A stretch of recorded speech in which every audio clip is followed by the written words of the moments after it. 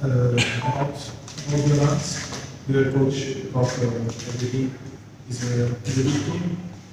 If we give the space, we give the ball to the team have quality. We remember the first match, we start to lose it, and after for this game, won this game. It's very hard that we need one more another team. And tomorrow we try to change the situation, to win, because we go to the game for win the 3 points. Saya kira coach sudah bicara soal runs cukup detail. Tim yang akan kita hadapi besok adalah tim yang bagus, dan kita tidak boleh memberikan space dan waktu juga kepada mereka untuk berpikir, membuat keputusan bagus, tidak boleh.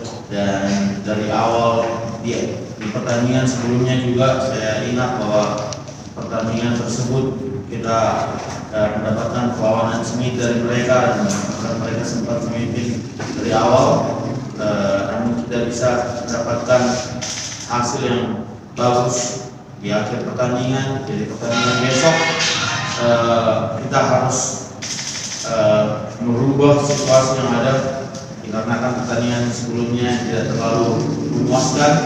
Kita harus merubah hal tersebut dan berusaha untuk mendapatkan 3 poin.